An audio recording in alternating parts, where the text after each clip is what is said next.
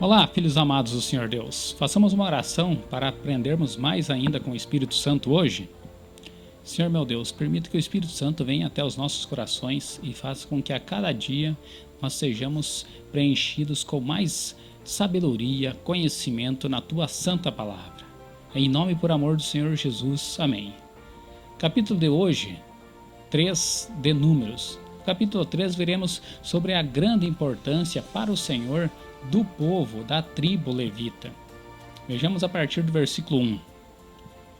E estas são as gerações de Arão, de Moisés, no dia em que o Senhor falou com Moisés no monte Sinai. Esses são os nomes dos filhos de Arão, o primogênito, Nadab, depois Abiú, Eleazar e Itamar. Estes são os nomes dos filhos de Arão, dos sacerdotes ungidos, cujas mãos foram sagradas para administrar o sacerdócio. Olha só, meus amigos, quantia que era importante eles, já como nós vimos nesses primeiros versículos, da importância deles para o tabernáculo, os primeiros sacerdotes do tabernáculo do Senhor. E a partir do versículo 4, vejamos. Mas Nadab e Abiú morreram perante o Senhor, quando ofereceram fogo estranho perante o Senhor no deserto de Sinai, e não tiveram filhos, porém Eleazar e Itamar administraram o sacerdócio diante de Arão, seu pai. Lembraram desses dois? Que eles levaram fogo estranho, como havia comentado lá atrás, a respeito de quem levaria fogo estranho, morreria. Quem fizesse coisas que seriam maus aos olhos do Senhor diante do seu tabernáculo, no seu tabernáculo, seria morto também. Então os filhos de Arão levaram fogo estranho e o Senhor fez com que aquele próprio fogo deles os consumisse. A partir do versículo 7, vejamos. E tenham todo o cuidado da sua guarda e da guarda de toda a congregação, diante da tenda da congregação, para administrar o ministério do tabernáculo. E tenham cuidado de todos os vasos da tenda da congregação e da guarda dos filhos de Israel, para administrar o ministério do tabernáculo. Ou seja, o pessoal deveria cuidar, deveria prestar serviços, tentar fazer o melhor para o Senhor, para o seu tabernáculo terrestre, assim como ele tinha o tabernáculo no céu, como nós vimos anteriormente. Vejamos a partir do versículo 11. E falou mais o Senhor a Moisés, dizendo: Eis que tenho tomado os levitas do meio dos filhos de Israel, em lugar de todo primogênito que abre a madre. Entre os filhos de Israel e os levitas serão meus. Porque todo primogênito é meu, desde o dia em que feri a todo primogênito na terra do Egito. Santifiquei para mim todo primogênito em Israel, desde o homem até o animal. Meus serão, eu sou o Senhor. Vejam só, meus amigos, o que o Senhor nos diz.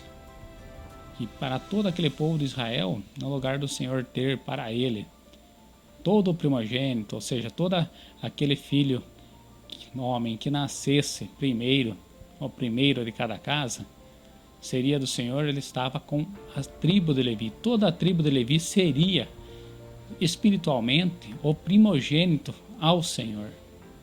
Que coisa incrível! Para nós podermos entender quando chegarmos no Novo Testamento, precisamos do Antigo Testamento.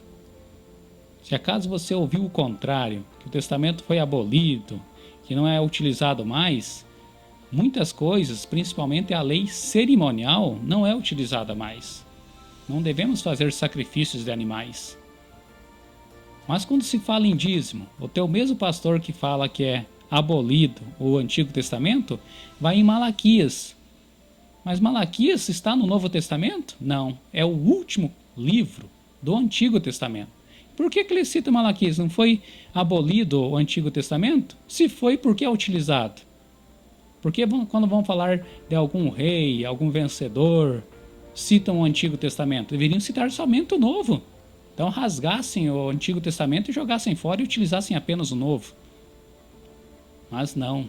Para podermos entender o Novo Testamento e muitas coisas, devemos compreender, entender as coisas, as tradições, muitas vezes que não estão na Bíblia, mas na história judaica são citadas, para podermos entender o Novo Testamento. Principalmente quando Jesus fala: eu sou o caminho, a verdade e a vida. Quando chegarmos lá, eu lembrarei vocês e mostrarei no Antigo Testamento o que é, qual o significado destas 3 palavras. Volta e meia, futuramente, nós vamos ouvir falar em gersonitas e coatitas. Então, por isso, olha, já é uma base sabermos algo, entendermos algo para futuramente termos a compreensão, termos entendimento. Versículo 30. E o príncipe da casa paterna da geração dos coatitas será Elisafã, filho de Uziel. Versículo 31. E a sua guarda será a arca, e a mesa, e o castiçal, e os altares, e os vasos do santuário, com que ministram, e o véu com todo o seu serviço. Olha só, para estes coatitas ficou algo muito pesado, algo de grande peso espiritual, algo de grande valia aos olhos do Senhor. Porque estava toda a parte ali do santuário para eles cuidarem, para eles tomarem de conta de tudo aquilo. Quão grande honra era para aqueles filhos de Levi, a tribo dos coatitas. Versículo 25.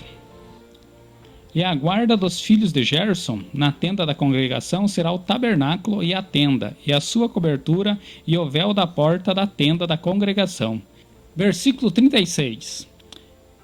E o cargo da guarda dos filhos de Merari são as tábuas do tabernáculo, e os seus varais, e as suas colunas, e as suas bases, e todos os seus vasos, com todo o seu serviço, e as colunas do pátio em redor, e as suas bases, e as suas estacas, e as suas cordas.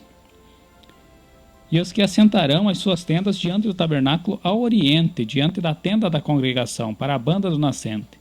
Serão Moisés e Arão com seus filhos, tendo o cuidado da guarda do santuário, para a guarda dos filhos de Israel. E o estranho que se chegar morrerá. Ou seja, Merari, junto com os gersonitas, eles estavam responsáveis por toda a cerca e os materiais da cerca do tabernáculo. Aquelas estacas, os pesos, aquelas partes de cobre que nós vimos que serviriam para a base das estacas.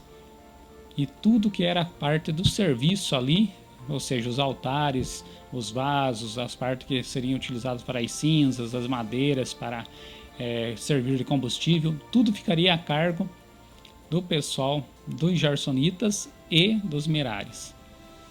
Meus amigos, espero ter ajudado vocês a compreender um pouquinho melhor a respeito da palavra do Senhor, principalmente esse capítulo 3, que nos exemplifica, nos deixa mais claro como funcionava o tabernáculo do Senhor.